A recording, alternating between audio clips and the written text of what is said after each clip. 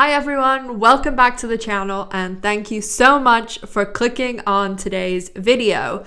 Today we are doing Station 19, Episode 3 reviews of the Maya and Carina scenes. So we're just going to get straight into reacting, and as always, make sure that you're subscribed to the channel so that you don't miss out on any upcoming content. I'm starting a lot of new stuff because my beloved L Word is finished for the season, so there's a lot more stuff coming up on the channel, lots of queer and lesbian content and a bunch of other stuff as well. So make sure you're subscribed, and if you are a fan of Maya and Carina, make sure to leave a big thumbs up on this video and to let me know your opinion of the episode down in the comment section. So let's get into it.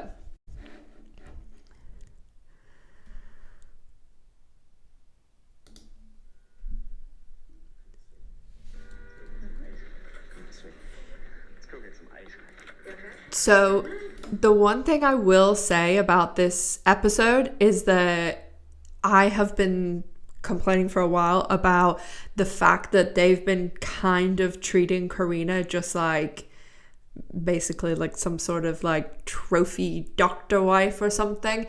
And especially now that, you know, she's a regular and everything, and she's a regular on Station 19 as opposed to on Grey's, that I think this episode and her being, you know, a volunteer in how a dog, like she's working there, you know, I hated the way he was saying volunteer, but I like the way they incorporated her in this episode. Like, it didn't feel forced. It felt like this is something that could realistically happen. And I loved that there was actually Carina scenes with other people and like other things were going on, and it wasn't just Carina showing up at the beginning and showing up at the end. So I did think that they did a good job this episode with that. Carina, hey, it's okay to be sad. It's valid. I know it is. You don't She's so have to pissed. I'm here to do a job, Maya. But here's a question for you. What if I just told you that I never wanted to have sex again? Oh boy. Yeah, and I just didn't. She's like absolutely like panicking. We just declared it and ended the conversation. Punto, like this. Boom. I'm not sad.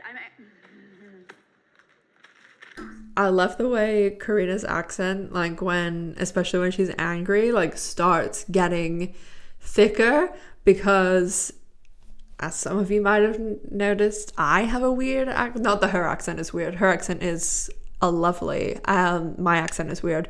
That when I speak to different people, or if I'm like tired or something, it's not something you control, obviously. Like it's just something, or something in your brain's controlling it.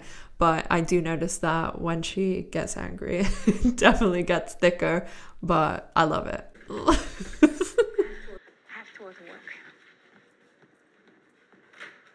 You know, it's different because we both love sex. That guy's like... Your vitals, all right? What's your name? It's Davey. His name's Davey. Davey. How you doing, Davey? Were you doing physical activity in this heat? They were just hanging out in the yard, and my son overheated. Heat stroke. Just hanging out. Sir, we need all the information if we're going to help. That is the information. Yeah, right. Jeez. Travis, call an aid car. Ooh. Here, son, have some water. No. This is not just heat exhaustion. This is a heat stroke. You'll choke. He's got Carina on a really bad day. Ooh. This is a firehouse, and you are a volunteer, deluca. Yeah, I'm a volunteer doctor. Like he would ever speak to a male doctor like that if that was going on. There's no way on this fucking earth that he would anyone like. It infuriates me. It absolutely infuriates me. Turn down. Hold on. Okay. The yellow bin in the barn. You too. Give me as much ice as you can carry.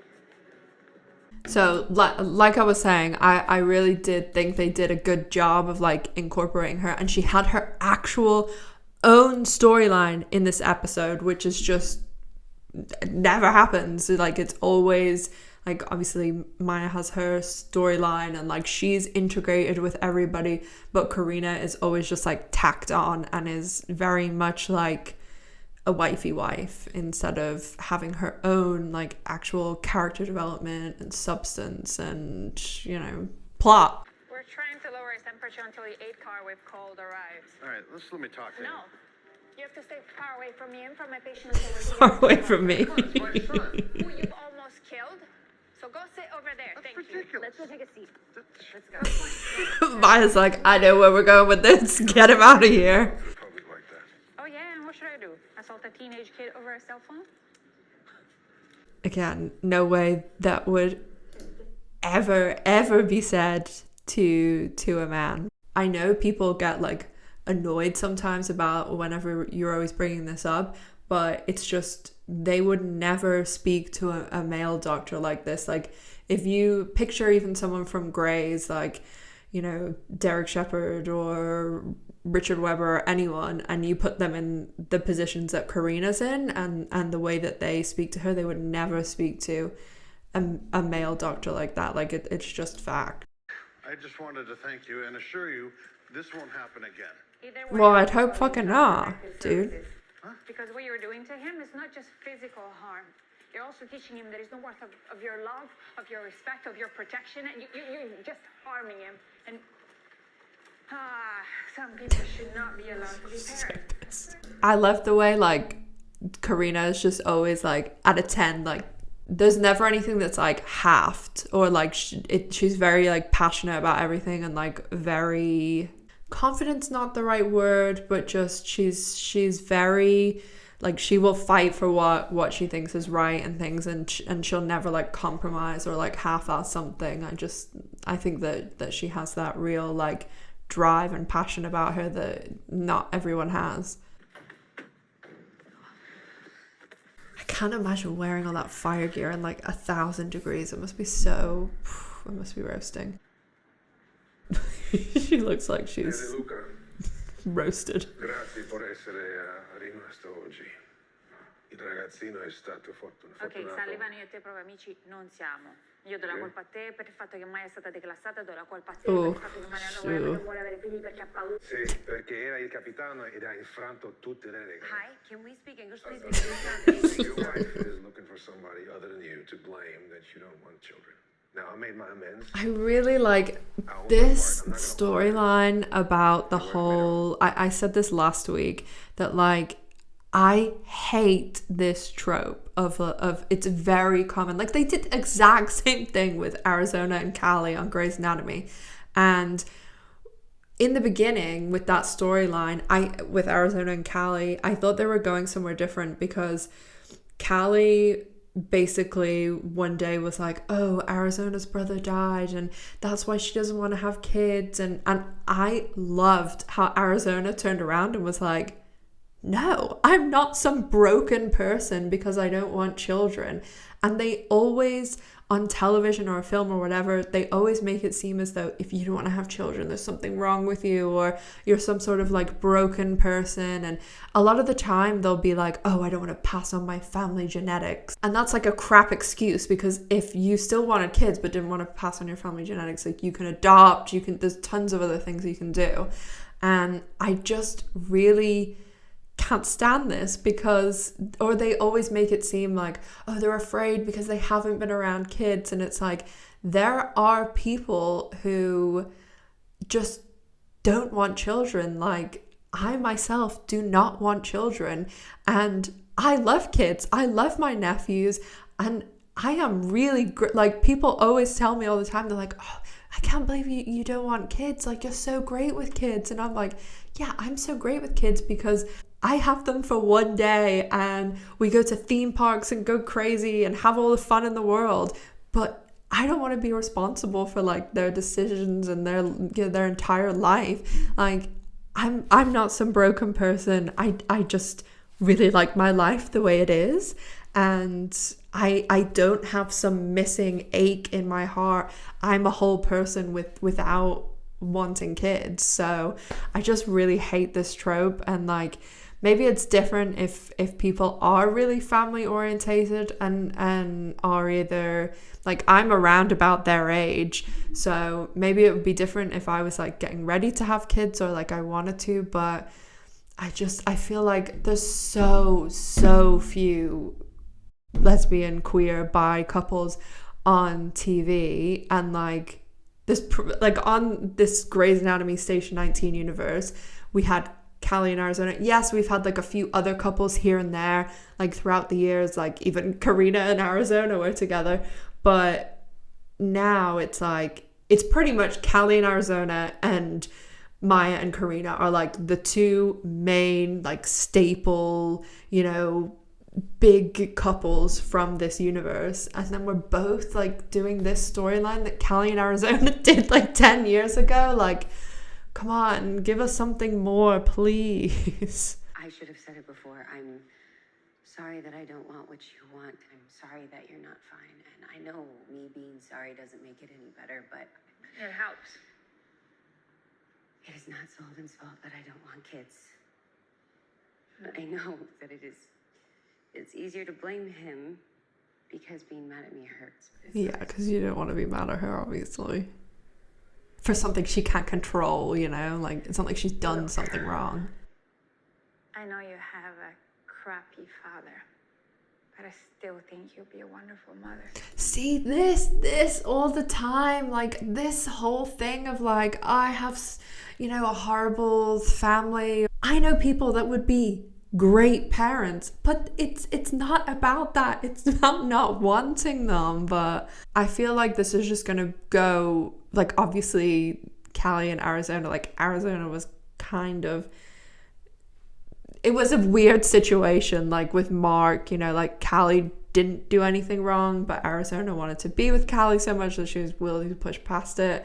I'm sorry I keep bringing Arizona and Callie up, but there's not a lot of queer and lesbian couples on television, so this is the only examples we have, and why we need so much more representation.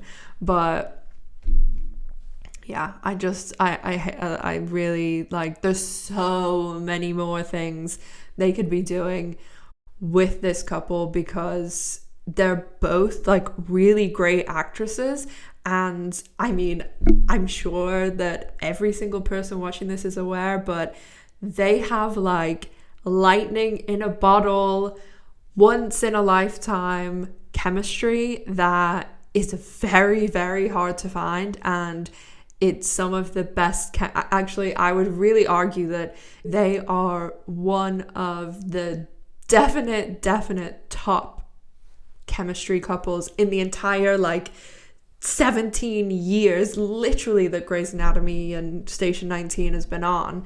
So I don't know why they're going down this route, because they've really got, like, again, lightning in a bottle, and it just seems such a shame.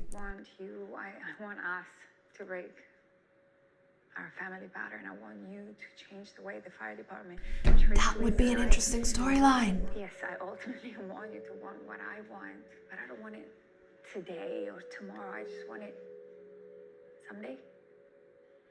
But even last week, like, the thing about changing the fire department, like, that would be a really interesting storyline. And now they're saying things like, oh, just someday. But even last week, like, they're not 23. Like, they do have time, but still, like, it's not like they've got 10 years, 15 years. And I like the feeling. I want to want what you want. At least she's being really honest, like, because I feel as though there's some people who would feel the need to just pretend or, like, even lie. So I do like that, but that's kind of her character, like, keep being true to the character. And there's this scene at the end, and, like, there is literally no storyline or anything, but I just want the excuse to show this bit. Look at this guy. Look at this guy's face after it's on. Surprise. Giving us what they want on Station 19. So that was episode 3 of Station 19, the Maya and Carina scenes. As I said, I love this couple, love the actresses. I think that they just have literally like the rarest of chemistry and lightning in a bottle that you just really don't find that much on television. And I feel as though this episode, it was great that they actually incorporated Carina into the whole little Station 19 family universe instead of just having her on the periphery. And I want her in there with her own storylines and her own development, but also, you know, these great scenes with her and Maya. I really wish that they would move away from the whole broken woman needs, you know, to have her missing piece fixed, to have children. But I'm sure that it's gonna keep slogging away at this because it's been their storyline basically for the last episodes. So we'll see. But I will be back next week with episode 4.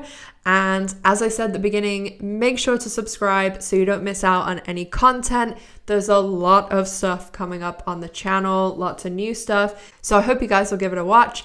And if you are an L Word fan, make sure to go and check out my interview with the freaking showrunner of the L Word Generation Q, Marcia Lewis Ryan. It's right on my channel and I'll link it in the description box and a pinned comment down below. So make sure to let me know your thoughts down in the comment section and give the video a big thumbs up if you're looking forward to more Maya and Carina. Make sure to follow me on social media and all that good stuff. And as always, make sure to stay safe, take care of yourselves, and I'll see you in the next one. Bye, guys.